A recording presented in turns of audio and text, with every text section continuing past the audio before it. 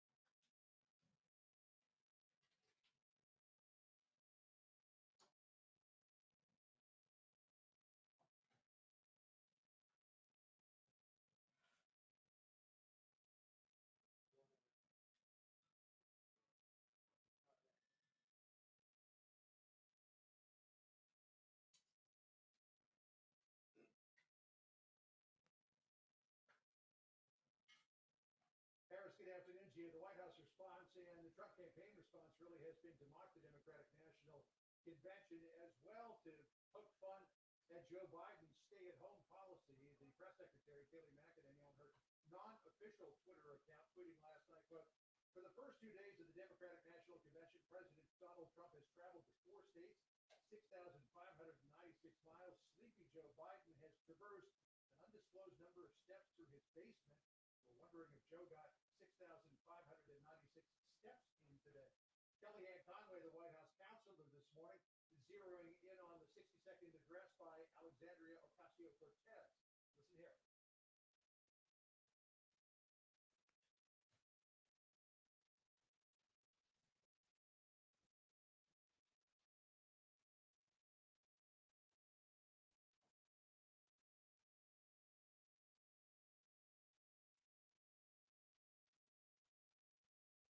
Alexandria Ocasio-Cortez's address last night, we should point out, her seconding of Bernie Sanders really was procedural. She did not mention Joe Biden at all during that speech, and she well could have. So we're not quite clear about what the reason for that omission was. This morning, the White House Chief of Staff, Mark Meadows, taking aim at John Kerry's scathing critique of President Trump last night.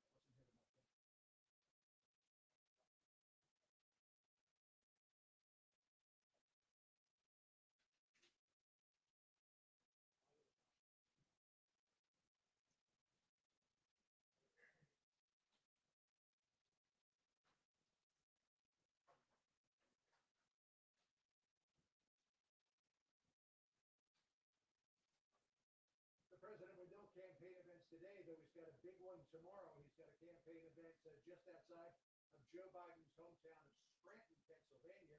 We will hear from the president later on today. He's got one of his hallmark briefing question and answer sessions at 5:30, which in and of itself draws a sharp contrast with Joe Biden, Harris, who has not taken any questions since nominating Kamala Harris to be the president.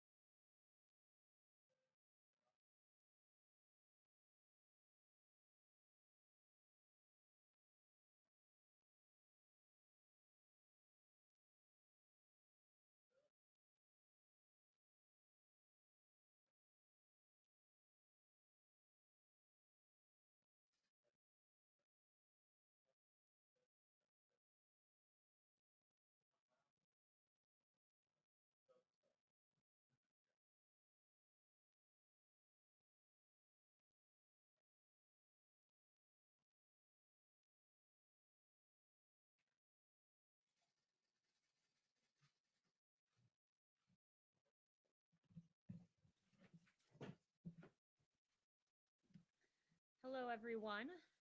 Where is Nancy Pelosi? The House is in recess. House and Senate Democrats left town after failing to compromise and make a deal to provide relief to the American people. While Nancy Pelosi and her colleagues went home, this president remained hard at work. President Trump took executive action, including stopping evictions, providing unemployment insurance, pausing student loan payments, cutting the payroll tax, which put money in the pockets of all Americans. Democrats apparently were unable to stick around to make a deal. Now, suddenly, Democrats will be rushing back to Washington. But why? The answer? The United States Postal Service. It's a stunning turn of events. Democrats went home after accomplishing nothing. No deal on stimulus checks, no deal on small business relief, no deal on eviction protections. The concerns of everyday Americans were not the concerns of Democrats on Capitol Hill. So where is Nancy Pelosi? She and her Democrat colleagues will be back in Washington soon to pursue their latest manufactured crisis, the Postal Service. Democrats denied a $10 billion offer for the U.S. Postal Service by this president before they went on recess. But now they're back to pursue the latest Democrat manufactured crisis. It's sad, but it's clear where Democrats' priorities stand. And with that, I'll take questions. John. Kayleigh, looking ahead to potential action at the United Nations, will the president dispatch the Secretary of State to go to the UN to invoke the snapback clause on sanctions? Yeah, so I have no announcements and I won't get ahead of the president, but what I will say is the president has said that he will be willing to invoke the snapback option soon, and I'll leave that to him. Yes. Kayleigh, the president said this week, the only way we lose this election is if the election is rigged. It begs the question, does the president believe there's any circumstance under which he could lose the election fairly? The president believes he's done a great job for the American people, and he believes that will show in November. He believes that voter fraud is real, in line with what we see all across the country, particularly with mail-in ballots, which are prone to fraud. Yes. Thanks very much, Kayleigh. Two questions for you. Firstly, given the president's tweet on Goodyear and lashing out at them, is the Beast still going to be using Goodyear tires? I'm not going to comment on security matters. Okay, and I want to follow up with a question that I asked the president last week, but he didn't answer. I asked him about QAnon, so I wanted to know, have you ever heard the president talk about QAnon, and what does he think of the conspiracy theory? No, I've never heard of that. There's a lot of media focus on that, but certainly never heard of that from the president. Yes. Kayleigh, just to follow up on what my colleague said over there with regard to the president saying, make sure to get out and vote because the only way we're going to lose this election is if the election is rigged. Is the president saying if he doesn't win this election that he will not accept the results unless he wins? The president has always said he'll see what happens and make a determination in the aftermath. It's the same thing he said last November. He wants a free election, a fair election, and he wants confidence in the results of the election, particularly when you have states like Nevada doing mass mail-out voting to their voting rolls. And when they tried this in the primary, it was a massive failure. Ballots were piled up in trash cans. Ballots were pinned to apartment dartboards. And with that being the system, the president wants to take a hard look at this and make sure that these are fair election results and not subject to fraud. Yes. Kayleigh, can you tell us if the White House has reached out to Pelosi or the Democrats to talk over the next couple of days about stimulus? Yeah, so I have no updates on the personal conversations that we've been having, but what I'll say is this, is I know the speaker is interested in potentially a skinny bill with post office funding, but what we want here at the White House is we're certainly open to post office funding. We did, after all, offer that $10 billion that was turned down. So we're open to that, but what we want to see in there is relief for the American people who are hurt through no fault of their own. For unemployed Americans, we want to see enhanced unemployment insurance. PPP, we want to see small businesses get taken care of. That money goes directly to payroll, so to pay workers and thus keep jobs. And we're interested in seeing stimulus checks go out to the American people as well.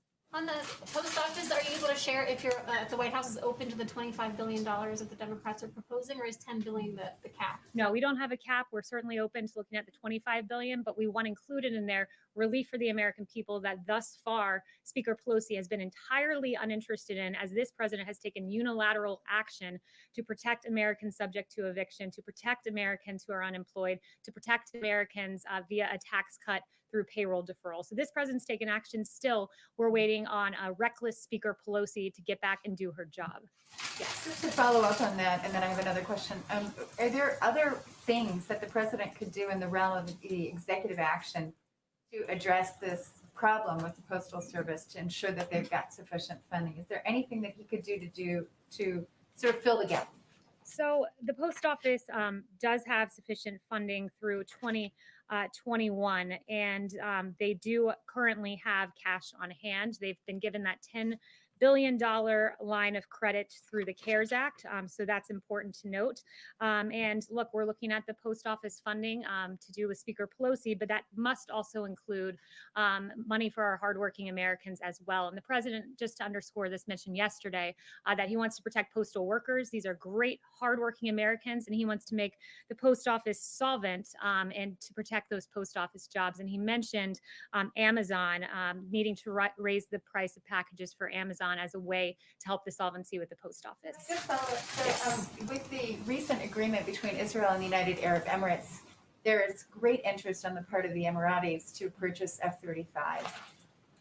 What is the president's position on selling those high-end aircraft to the Emiratis at this point? And would that require congressional changes to remove the qualitative military edge that is guaranteed to Israel at this moment? So we don't confirm or comment on proposed defense sales or transfers until they're formally notified to Congress. To circle back on your first point too about post office funding, I did want to highlight a piece that was written by Ruth Goldway, who's a retired chairwoman and commissioner of the U.S. Postal Regulatory Commission. I believe it was in the New York Times. And she said, quote, that the post office has access to about $25 billion in cash. Its own forecasts predict that it will have enough money to operate into 2021. So this notion that there's this emergency for which Nancy Pelosi needs to rush back to Capitol Hill to solve is a farce. It is false. The real thing that's happening here is Nancy Pelosi is feeling pressure from her members, from her constituents, because she's not delivered relief for the American people, and President Trump has. Yes, Paula. Thank you, Kayleigh. Today, the president encouraged Americans not to buy Goodyear tires, suggesting that they had a ban on MAGA hats, but it appears that their policy is just a ban on political speech. It's pretty common for most companies. So why is the president retaliating against a private company for their dress code and potentially jeopardizing American jobs? So Goodyear needs to come out and clarify their policy. There was an image they failed to clear. Yes, I did see their statements, which still failed to clarify their policy. What happened is there was an image that was put out that showed that certain speech was acceptable, Black Lives Matter insignia, for instance, but what was not allowed was Blue Lives Matter. What was not allowed was MAGA hats. What was clearly targeted was a certain ideology. They have not denied that that image was presented at one of their facilities, and they need to come out. Racial equality, racial justice, that is okay, but not political speech. That's pretty standard across the board right now. That's not that unusual. Did the president even reach out to Goodyear before he tweeted? They came out and said equity issues. As far as I'm concerned, Blue Lives Matter is an equity issue. There have been police officers across this country that have been targeted because they wear the badge. Look no further than Dallas, where 5 police officers died. So Black Lives Matter, an organization whose in their DC branch said Black Lives Matter means defund the police. One of their presidents in New York said, we will burn down the system. We all remember in 2015, the yelling of pigs in a blanket, fry them like bacon at a Black Lives Matter rally. That speech is allowed, but Blue Lives Matter is not allowed. And I will stand at this podium and say Blue Lives Matter is an equity issue, and Goodyear needs to come out and acknowledge that. Yes. Well, so let me just address that. The reason he called for the boycott was over MAGA. MAGA is pretty much unanimous with Blue Lives Matter these days, if you've seen the endorsements. Yeah. Hi, Kayleigh. Does the White House support rolling back those existing operational changes that Louis DeJoy has done at the Postal Service, like those mail sorting machines? He said he would pause the operational changes going forward, but do you guys support rolling back the ones that have already affected mail delivery? So the president made his position clear on this yesterday, and it is making the post office solvent via Amazon, package rates being raised. It's important to note how this works. So for letters, magazines, catalogs, the post office can only raise prices by the rate of inflation, whereas with packages and commercial freight like Amazon, they can raise those competitive prices. And the Postmaster General Louis DeJoy has proposed doing just that because we don't believe that Amazon should be able to push expensive packages to the post office and burden them further when they've already had issues with funding and push it there, but yet take advantage of the cheaper shipping. It's a business model that works for Amazon, but it's not one that works for the American people, and clearly not one that works for the post What office. about the specific operational changes? The president's made clear that Amazon, he thinks that's the best way to go, and I'll let him answer any further on that. Yes. Thanks, Kayleigh. The president last night congratulated Laura Loomer for her primary win in Florida. He's also backed Marjorie Taylor Greene in Georgia. Both women have expressed anti-Muslim sentiments. Does the president endorse their views of Muslims, and does he believe that those views belong in Congress?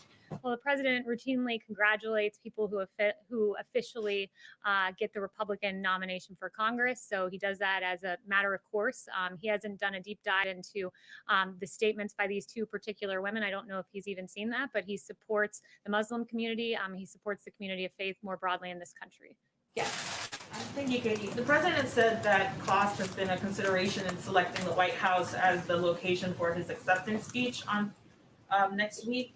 And I'm wondering if cost, in terms of keeping costs down for security purposes, is a consideration when he's selecting when to travel to his homes in Florida and New Jersey.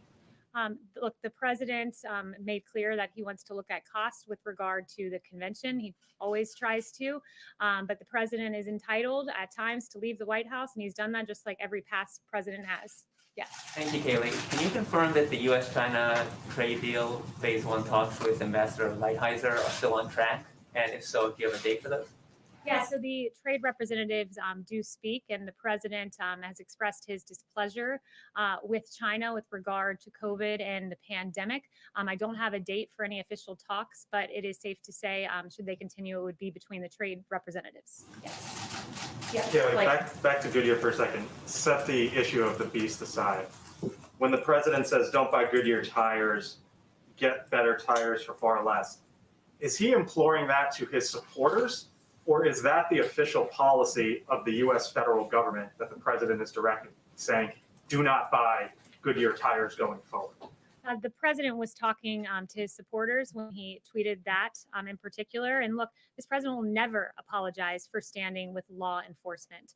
He won't. He thinks it's unacceptable. If you can wear a Black Lives Matter hat, guess what? You should be able to wear a Blue Lives Matter one too, particularly when our police officers are targeted like they were in Dallas, particularly when David Dorn lost his life amid these riots. He will always stand against our police officers and Blue Lives Matter for some reason not being an equity issue, as Goodyear appears to maintain. So for all the fleets out there that have Goodyear tires on them that inevitably need to be replaced, that is fine. Go ahead and purchase. I haven't spoken to him about that in particular. You can ask him later in the 5 p.m. hour. Yes, good enough. Thank you, Kayleigh. As the White House continues to spearhead its vision and its victories for Middle East peace, what commitments does the White House hope to establish with the visit of the Prime Minister from Iraq tomorrow? Yeah, so that visit, we're very much looking forward to that tomorrow. The president looks forward to welcoming Prime Minister Kadami to the White House. The U.S.-Iraq strategic partnership is based upon a common goal for a stable, secure, and prosperous Middle East, and Iraq is a key partner to the U.S. on a range of regional security issues, including the enduring defeat of ISIS. So all of those matters will be discussed tomorrow. Yes, John. The president has been very bullish on the potential of convalescent plasma. And it appeared as though the FDA was poised to issue an emergency use authorization for convalescent plasma. But a number of the president's top advisors in the medical field, including Drs. Collins and Fauci, said, let's put a hold on the EUA. It's too early. We don't yet know about the true efficacy of convalescent plasma. Does the president agree with putting off the emergency use authorization, or is he of a different mind? Yeah, so I haven't spoken to the president about that particular EUA. You can ask him that later this afternoon. But I did follow up with the FDA on a testing issue, and I wanted to look into the average time for our point of care test, because you all ask often about our point of care or more rapid test. And the average time for point of care test from submission to the FDA to decision for COVID-related rapid point of care test was 20 days. And by comparison, that for Ebola, flu, and strep point of care test was over 100 days. So this FDA under this president has managed to prove these rapid point of care tests that you all ask about at a rate 5 times faster than for Ebola, flu, and strep, which have taken more than 100 days on average. And just before I walked out here, Attorney General Barr announced some very good new news. Last week, of course, we learned that the suspected killer of Legend Taliaferro was charged, which was very encouraging to see. Operation Legend was, of course, named after Legend Taliaferro, the 4-year-old boy who was shot and killed in his bed. This has been going on for 6 weeks.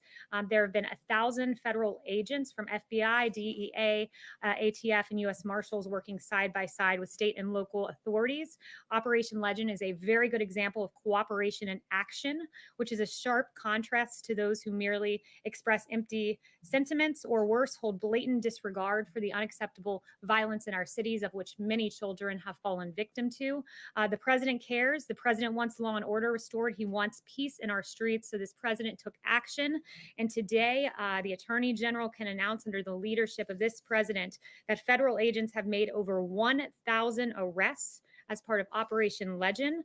Many of these arrests are for violent state crimes, including 90 homicides. And as AG Barr notes, that means 90 killers would still be on the streets today without the law and order actions of President Trump.